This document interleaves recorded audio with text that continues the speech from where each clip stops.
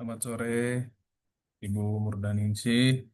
Sebagai dosen analisis laporan keuangan, pada kesempatan kali ini saya akan melakukan presentasi mengenai eh, analisa atas laporan keuangan PT Eagle High Plantation. Sebelumnya, saya ingin memperkenalkan diri. Nama saya Nathanael Simbolon. Saya dari kelas AK 703.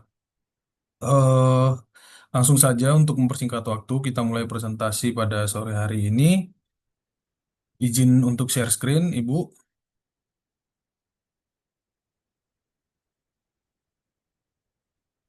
Baiklah, langsung saja kita mulai presentasinya. Di sini saya akan membahas mengenai analisa laporan keuangan PT Eagle High Plantation Tbk.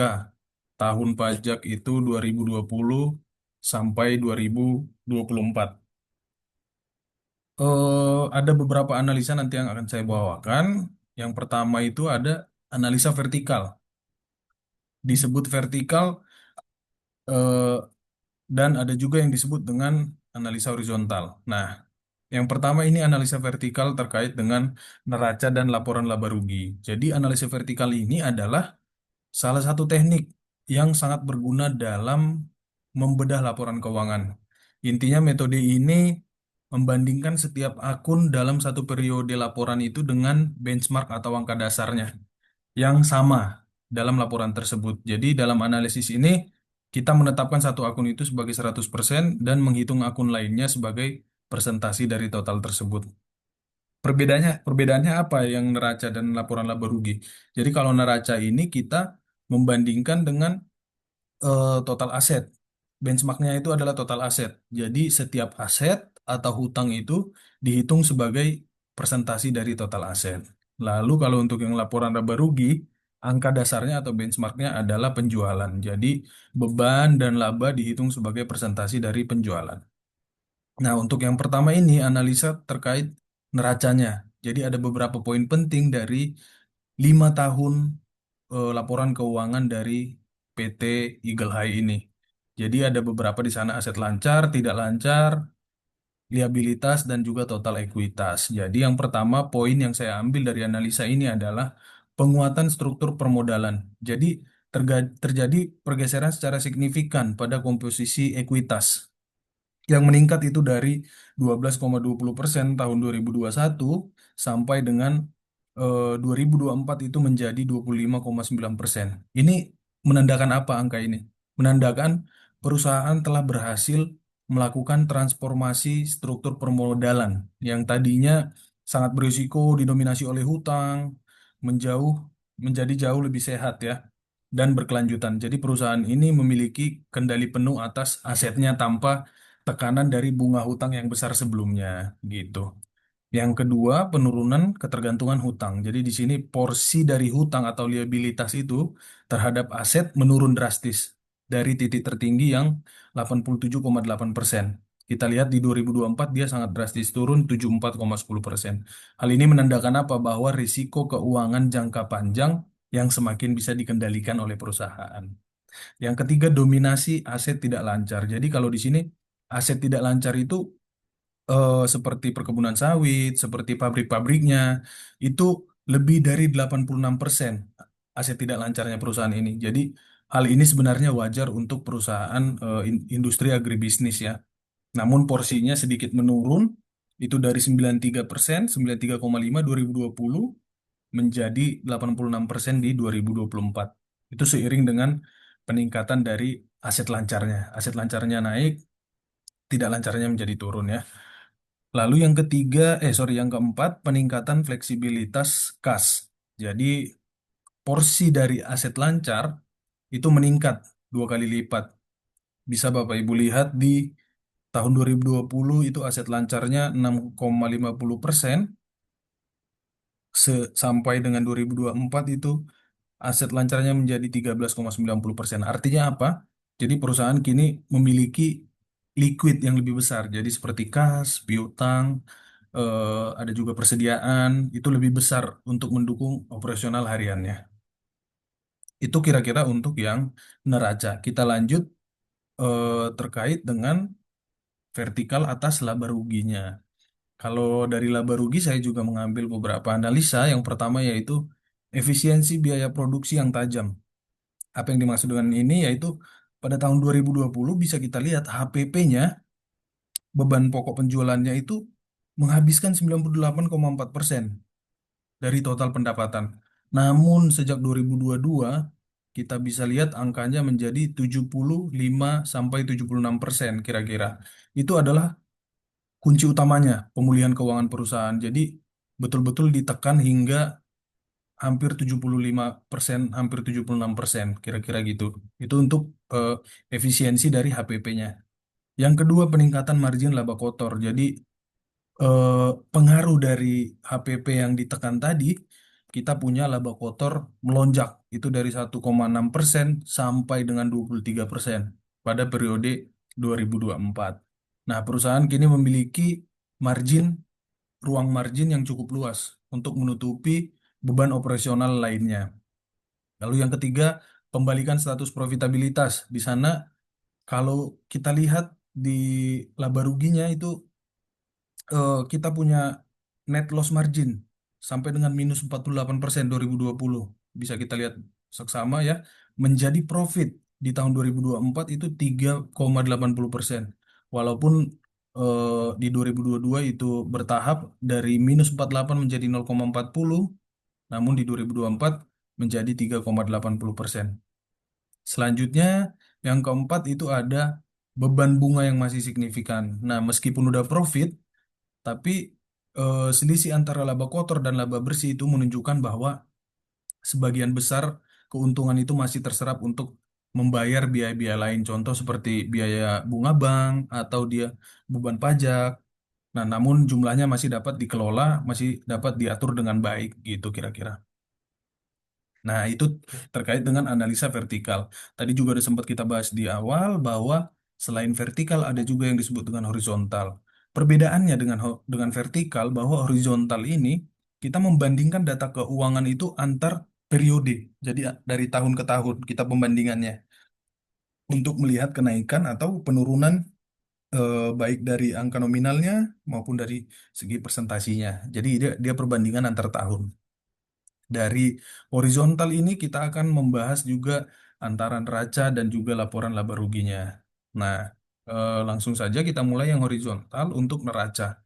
Jadi ada beberapa poin penting juga atas analisa yang saya lakukan. Yang pertama itu adalah strategi pengurangan hutang atau deleveraging ya. Nah, terjadi tren penurunan penurunan liabilitas di sana konsisten dan agresif terutama sejak tahun 2022. Penurunan hutang itu dari 10% sampai 18% per tahun ya. Menunjukkan di sini bahwa dari segi manajemen sangat fokus untuk menggunakan arus kas untuk memperbaiki struktur permodalannya. Itu yang pertama, pengurangan hutang ya. Yang kedua, penyusutan aset tidak produktif. Jadi di sini total dari asetnya juga kelihatan mengalami penurunan nominal setiap tahunnya ya. Nah, hal ini mengindikasikan ada strategi divestasi. Divestasi ini penghapusan aset yang sudah tidak atau kurang produktif digunakan. Itu gunanya untuk menyeimbangkan neraca dan mengurangi beban pemeliharaan. Nah, lalu yang ketiga ada juga di sana pemulihan nilai ekuitas. Jadi, kalau kita lihat, walaupun asetnya menyusut, nilai ekuitas itu tetap menjadi melonjak tajam ya. Dari 2023 itu 31,70% menjadi 39,30% di 2024. Nah, pertumbuhan ini didukung oleh akumulasi laba bersih yang mulai positif. Ini sehingga meningkatkan nilai intrinsik perusahaan secara cepat. Jadi ada hubungannya juga yang horizontal ini dengan tadi data-data di neraca dan laporan laba rugi di analisa vertikal ya. Lalu yang keempat, peningkatan likuiditas secara nominal. Jadi saldo aset lancar bertumbuh positif rata-rata 10% per tahun. Nah, berbanding terbalik dengan aset yang tidak lancar, yang menyusut ya. Ini menandakan perusahaan semakin banyak memiliki uang tunai atau setara kas ya, aset setara kas untuk mendanai operasional harian. Itu yang untuk neraca. Selanjutnya kita Lanjut ke yang laba ruginya. Jadi untuk di laba rugi ada beberapa poin juga. Yang pertama yaitu lonjakan pendapatan signifikan di 2022. Jadi penjualan tumbuh 55,4% pada tahun 2022, walaupun dia sempat ada koreksi sedikit, 2023 itu minus 10,9%, tapi perusahaan mampu bangkit kembali dengan tren positif ya di 2024 3,50%. Itu menunjukkan fase stabilisasi lah pada saat pasca pandemi. Nah, yang kedua ini ada pertumbuhan laba kotor yang eksponensial. Jadi di sini laba kotor kalau kita lihat di sana tumbuh juga dari tahun 2021 sampai 22 itu ada 127%. Nah, pertumbuhan ini jauh sebenarnya melampaui pertumbuhan pendapatan yang berarti efisiensi biaya, yaitu biaya produksi. Nah, itu jauh lebih sukses dibandingkan tahun-tahun sebelumnya. Yang ketiga, pembalikan arus laba bersih atau net profit turnaround. Nah, di sini kalau kita lihat pertumbuhan laba yang negatif sebenarnya 2020 sampai 2021 ya.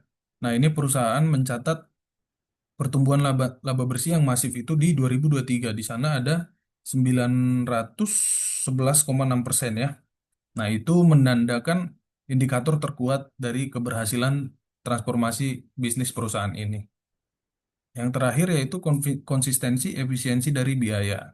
Jadi pertumbuhan HPP itu selalu berada di bawah pertumbuhan pendapatan pada periode pemulihan. Jadi hal ini memberikan interpretasi bahwa manajemen berhasil menjaga agar kenaikan harga bahan baku tidak menggerus potensi keuntungan dari perusahaan.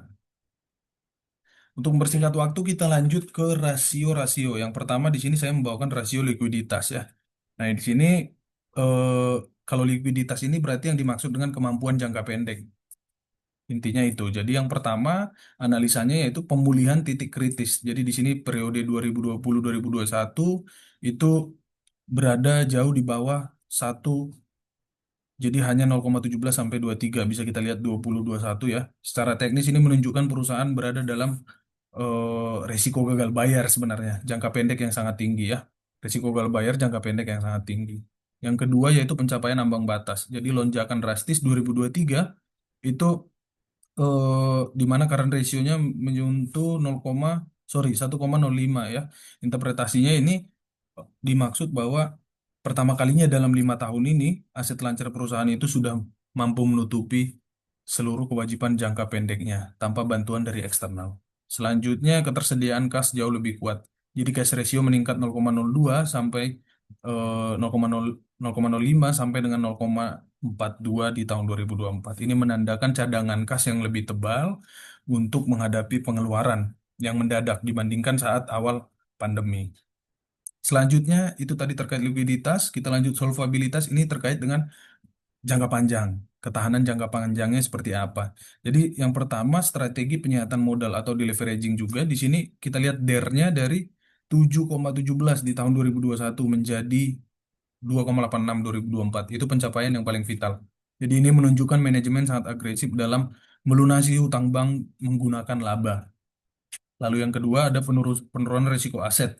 Ini debt to asset ratio atau DAR ini menyentuh angka 0,74 di tahun 2024. Itu artinya 74% didanai oleh hutang. Jadi hal ini meningkatkan margin keamanan bagi kreditur dan investor. Selanjutnya ini ada rasio profitabilitas. Jadi profitabilitas ini efisiensi dan laba.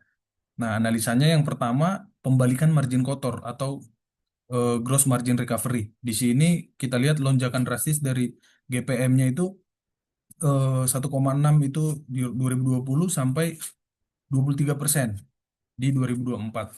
Nah, itu menunjukkan keberhasilan manajemen menekan biaya produksi tadi dan mengoptimalkan hasil panen dari CPO. Yang kedua, transformasi laba bersih. Di sini net profit marginnya semula negatif 50% di hampir 50% di 2020-2021. Nah, sekarang menjadi positif di 2024 itu sekitar 3,8%. Nah, ini menandakan efisiensi tidak hanya di kebunnya, tetapi juga pada manajemen beban bunga dan operasional kantor. Yang ketiga yaitu DSO, itu efektivitas penagihannya seperti apa, Day Sales Outstanding. Nah, ini meningkat dari 10 hari ke 23 hari.